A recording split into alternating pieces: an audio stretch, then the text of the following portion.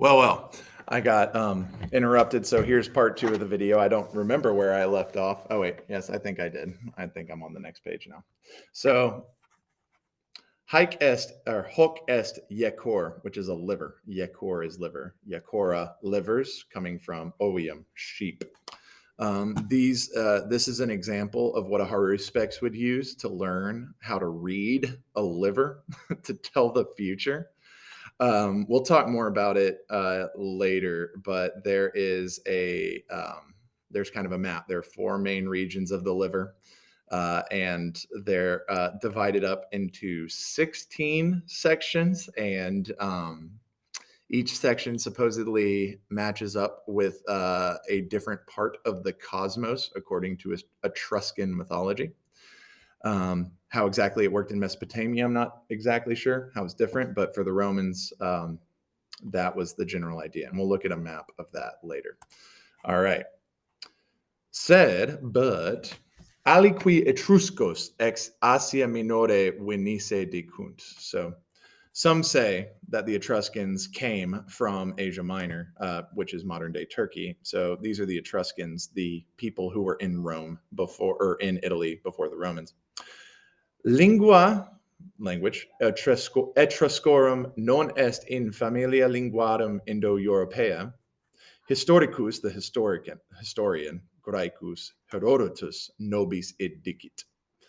Etrusci Haruspicia coluerunt, exemplara Iacorum fecerunt. So exemplar Iacoris, exemplar Iacoris.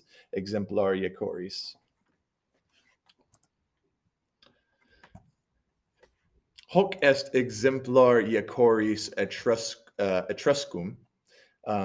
So you can see here is where it's divided up. You can see the Etruscan writing on it. And as it said in the previous slide, this is not an Indo-European language. It does not have the same immediate roots as Latin.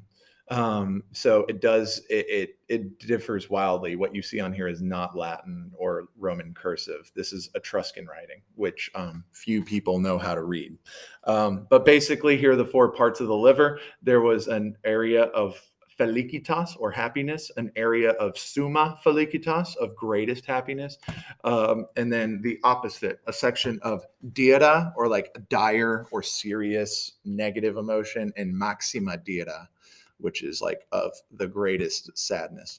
And then in those 4 major regions, there were different indicators, as you can see, that are laid out here. How exactly those work, I'm not totally sure, but I have reason to believe it's somewhat similar to the complexity of like tarot cards and tarot card reading. And there's a lot of symbolism, just like the zodiac sign, that, is open to interpretation by the Haruspex. Okay, so Haruspicia Romae Antiquae. Haruspicia praecipue, there we go, it's a fun word to say, praecipue ab Etruscis facta, made by the Etruscans. Tunc, then, Romani quoque Haruspicia uti sunt. Romani in initio, in the beginning, auguriam praeferebant. So auguria, non est Haruspicia. Both of them are forms of divination, but they are different. See if you can remember back from a few slides ago what an augur did and how that was different from a Haruspex. Haruspicia autem saepissime ab Etrusci conducta est, aliquae indicia a Cicerone around 50 BC, scripta. So we're about to look at something that Cicero said, translated into English, about his feelings about divination and haruspicy, and things like that. So you may find that he's a little more skeptical than most. Hey, Grace, how are you?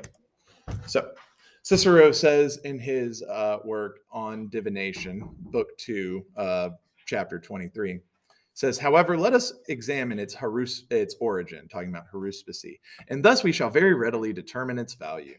The tradition is that, once upon a time, in the district of the Tarquinii, which is, he's talking about Etruria, where the Etruscans come from, and the Tarquins are the family of the last king of Rome.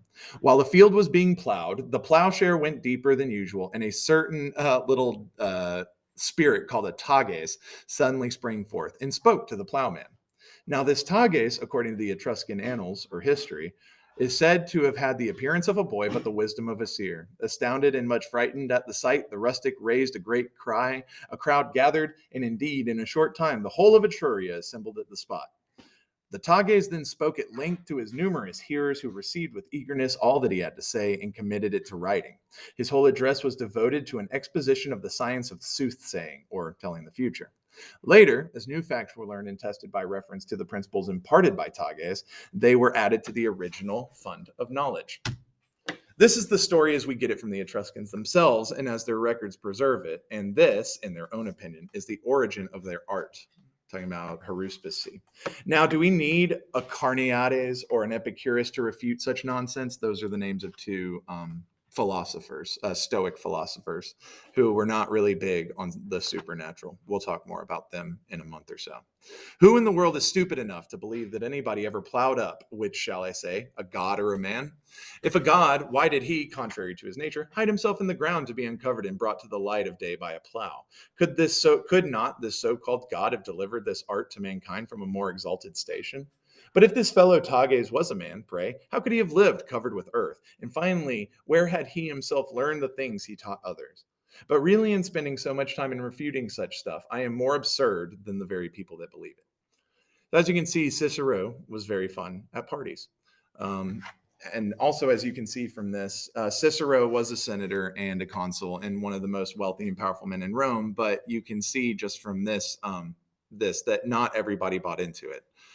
If you're reading this and listening to this, you're like, wow, this is stupid. That's fine.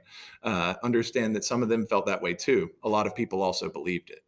And we're going to talk more about the different ways it interfered with government and history in a little bit. So here's some famous Haruspeces. You can see here they were honored with really big tombs. This is the tomb of a Haruspex named Fulvius. And he was buried here. And you can tell by this ornate art and how big it was, he was probably pretty wealthy and important. There's a story that we may read about a known Haruspex named Mimor. Here is his tomb in Aquae Solis, which is modern day Bath in Britain. And here is another temple of Hercules where they would do, you can see here's the sacrificial altar where the Haruspex would read the liver. So that concludes this video. You're going to use this video to figure out the Latin in the worksheet you follow along with. You give the Latin for the English and the English for the Latin. And we're going to use this to kind of inform the next story that we read. So until next time, valete.